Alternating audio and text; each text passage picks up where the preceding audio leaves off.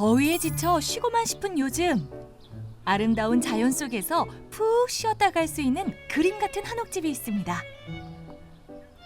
조용한 산골 마을의 폐가를 근사한 한옥으로 재탄생시킨 오늘의 주인공. 사람하고 집과 인연이 맞아야 된다고 들었어요. 근데 이 집하고 저는 그게 인연이 맞나 봐요.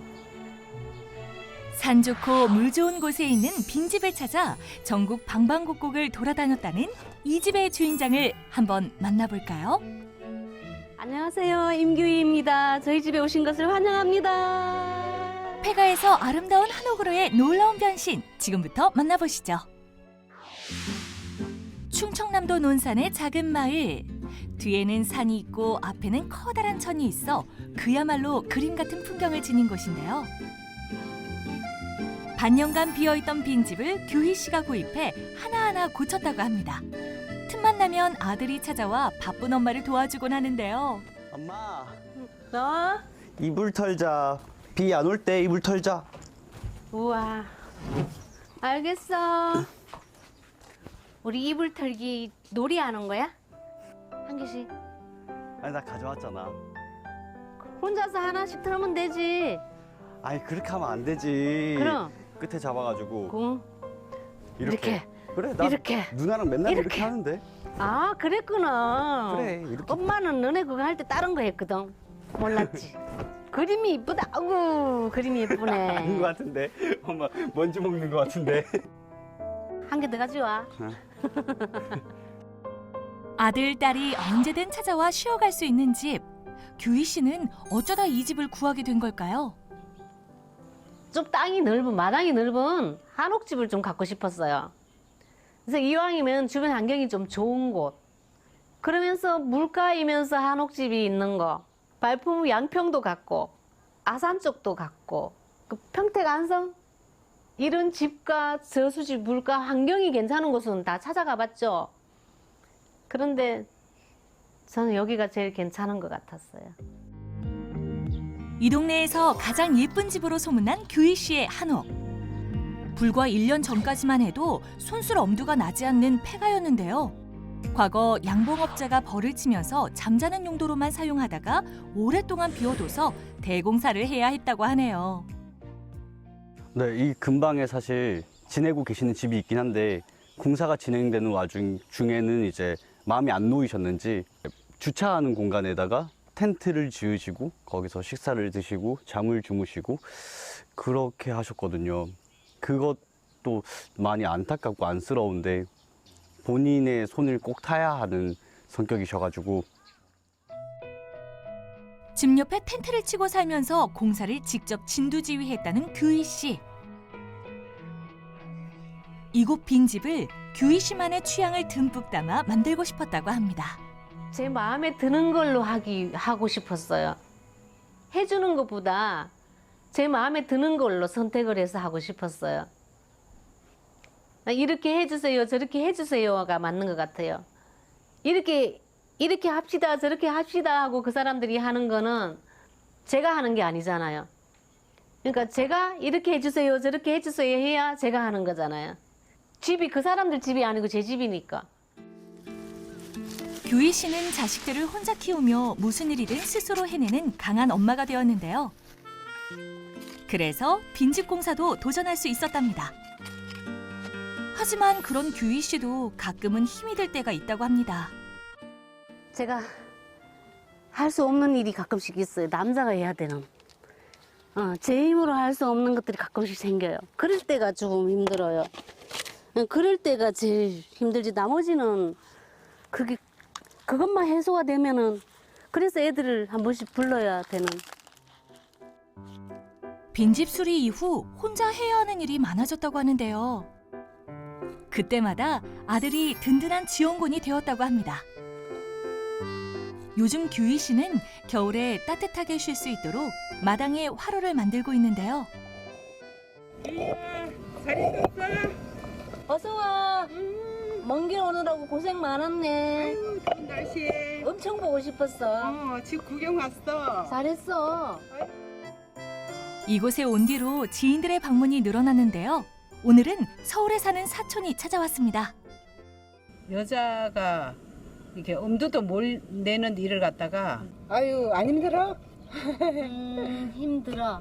아유 이제 곱게 그냥 편하게 살다가 어떻게 이렇게 할 생각을 하고 대단해.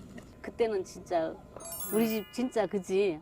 이걸 사서 뭐 하냐고, 이걸 갖고 뭘 하냐고 맨날 그랬잖아. 그러니까 나중에 나도 이런 거 배가 하나 사면 네가 좀 도와줄래? 그래도 괜찮아?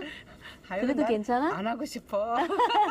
네가 너무 힘들어 보여서 안 하고 싶어. 아, 저는 집이 너무 이게 폐가라서 이걸 어떻게 하려고 그러는지 전 좀 처음에 이해가 안 됐어요. 그랬는데 진짜 대단해요.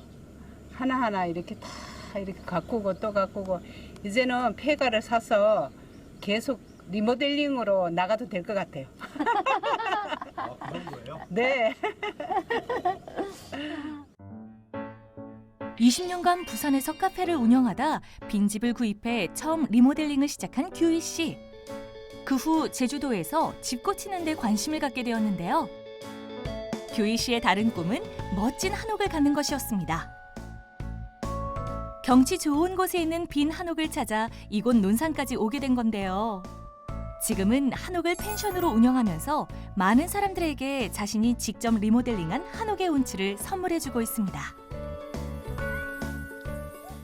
제가 부산에서 예쁜 집을 가져보니까 사람들, 제 아는 주변 지인들, 친구들 다 같이 쓰고 싶었어요. 그래서 불러서 같이 쓰고 막 그랬거든요. 그러면서 그렇게 써보니까 좋으니까 게스트하우스 괜찮겠다. 그래서 한번 해보니까 생각 의외로 반응이 너무 좋더라고요.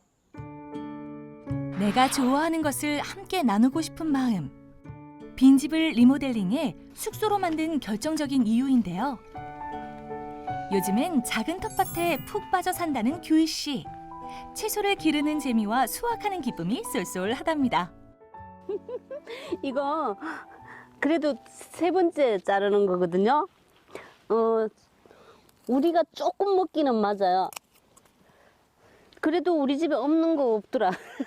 앵두도 있고 보리수도 있고 석류도 있고 매실도 있고 없는 거 없더라고. 텃밭에서 방금 따온 싱싱한 채소로 만드는 건강한 밥상. 장마철이 되면 유독 생각나는 음식이죠. 오늘의 메뉴는 싱싱한 부추가 잔뜩 들어간 바삭바삭한 부침개입니다. 괜찮네. 어떡하지 이쁘지네. 다이어트 한다 했잖아. 평소 때 다이어트하고 이럴 때 많이 먹어야지. 그런데 여기 아제트 여기에서 우리 이거 해먹는 건 처음이잖아. 아니 여기는 올 때마다 놀러 온 느낌이야. 집인데 너무 좋아. 놀러 온 느낌이지. 엄마도 여기 오면은 나그네인 것 같아. 뭔가 주막에 들리는 것 같은 느낌. 맞아. 근데 엄마 진짜 대단한 것 같아. 혼자서 연고도 없는데 여기저기 막 이 지역 저 지역 다니면서 새로운 곳에서 새로운 도전을 하잖아 항상. 직접 몸으로 부딪혀가며 새로운 도전을 즐기는 규희 씨. 지금 이 집의 디자인도 전부 금손 규희 씨의 작품인데요. 자신이 상상했던 모습을 그대로 구현하기 위해 부단히 애썼답니다. 예전에 막 이 집 만들기 전에 막 이렇게 A4용지에다가 매일 그림 그려가지고 이거는 이쪽에, 이거는 이쪽으로, 이거는 이쪽으로. 그렇구나. 그래. 엄마 물어놓고 엄마 어차피 엄마 마음대로 해. 마음대로 해. 저는 저만의 아이디어를 가지고 A4지에 그림을 매일 그렸어요. 이렇게 할 거야, 이렇게 할 거야.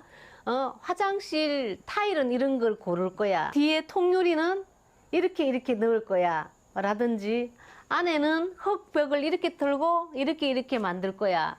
라든지 뭐 그런 거. 그림을 제가 그린 대로 그대로 적용을 시켰어요. 앞마당이 훤히 보이는 통창 구조를 원했던 규희 씨.